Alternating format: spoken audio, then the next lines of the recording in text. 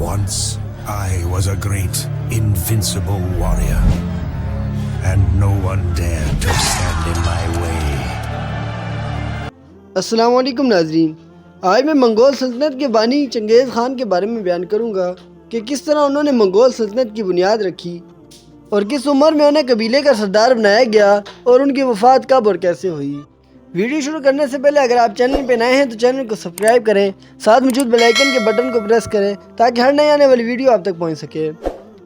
اگر ویڈیو پسند آئے تو ویڈیو کو ضرور لائک کریں۔ ناظرین، چنگیز خان کا اصل نام تیموجن تھا، جس کے معنی ہے فولاد جیسا مضبوط۔ چنگیز خان کی پیدائش دریائے انان کے علاقے میں 1162 میں ہوئی۔ 1175 میں صرف 13 برس کی عمر میں اس کے باپ نے اس کی شادی بورتے سے کر دی۔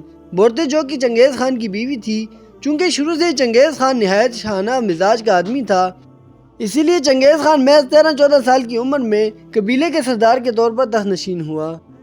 ناظرین، جب وہ 1175 میں اپنے قبیلے کا سردار بنا تو دیگر قبائل سے اس کی جنگیں شروع ہو گئی۔ اس نے تمام قبائل اور حلقوں کو اپنے زیر اثر کرنے کی بھرپور کوشش کی، کیونکہ اس وقت منگولیا پر کئی قبائل کی حکومت تھی۔ پھر صورتحال کا جائزہ لینے کے بعد نے سب سرداروں کو اکٹھا کیا اور مل کر دیگر علاقوں کو فتح کرنے کا منصوبہ پیش کیا۔ ان تمام فتوحات کے بعد چنگیز خان بہت مقبول ہو گیا اور دیگر سرداروں نے اسے متفقہ طور پر اپنا سردار تسلیم کر لیا، اور پھر اسی طرح متفقہ طور پر دریائے انان کے قریب ایک مجلس قائم ہوئی جس میں اسے چنگیز خان کا خطاب دیا گیا۔ چنگیز خان نے باقاعدہ طور پر منگول سلطنت کو ایک مضبوط سلطنت کے طور پر متعارف کروایا۔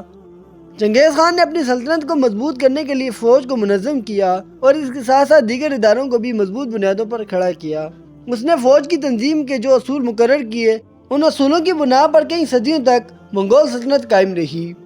ناظرین، چنگیز خان جنگیں جیتنے کے لیے اور سلطنت کے استحکام کے لیے بہترین اور بعض دفعہ عجیب و غریبی منصوبہ بندی کرتا تھا۔ چنگیز خان اپنے فتح کیے گئے علاقوں پر قبضہ برقرار رکھنے کے لیے وہاں کے حکمران خاندانوں میں اپنی بیٹیوں کی شادی کروا دیا کرتا تھا۔ ناظرین، اس کے بعد وہ اپنے دمادوں کو میدان جنگ میں بھیج دیا کرتا تھا تاکہ ان کی غیر موجودگی میں حکومتی امور ان کی بیٹیاں سنبھال سکیں۔ دماد عموماً جنگوں میں مارے جاتے تھے اور اس کی بیٹیاں کامیابی سے حکومت کرتی رہتی۔ جنگوں میں اکثر چنگیز خان اپنی فوجیوں کی تعداد بڑھا چڑھا کر ظاہر کرتا۔ چنگیز خان علاقے میں اپنی زیادہ تعداد کی افواہیں پھیلاتا اور گھوڑوں پر لکڑیوں کے مجسمے بٹھا کر دشمنوں کو مرغوب کرتا۔ ان طریقوں سے وہ اکثر جنگ جیت جایا کرتا تھا۔ چنگیز خان جن علاقوں کو فتح کرنا چاہتا، انہیں ہر طریقے سے فتح کرنے کی کوشش کرتا۔ اس کے لیے وہ دریا تک کا رخ بدل کر شہروں کی طرف کروا دیتا تھا۔ وہ ضروریات زندگی کی فراہمی بھی کاٹ دیتا تھا۔ چنگیز خان جہاں دشمنوں کی ذرا سی غلطی بھی معاف نہ کرتا تھا، وہاں اپنے بڑے بڑے دشمنوں کو بھی معاف کر دیتا۔ چنگیز خان نے میدان جنگ میں اپنی گردن پر تیر چلانے والے شخص کو نہ صرف معاف کر دیا تھا، بلکہ اسے اپنے بہترین اور قابل اعتماد جنرلوں میں بھی جگہ دے دی۔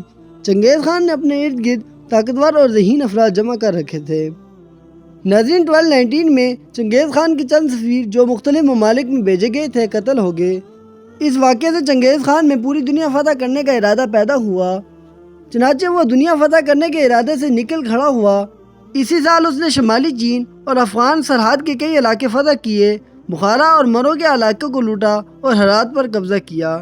اس کے بعد ترکی اور جنوب مشرق یورپی ملکوں کا رخ کیا۔ اس کی فوجیوں نے جنوبی روس اور شمال ہند تک یلغار کی۔ 1227 میں چین پر تیسرے حملے کے دوران اس کا انتقال ہو گیا۔ چنگیز خان کی وفات گھوڑے سے گرنے کی وجہ سے ہوئی۔ چنگیز خان کی وفات کے وقت اس کی عمر 65 برس تھی۔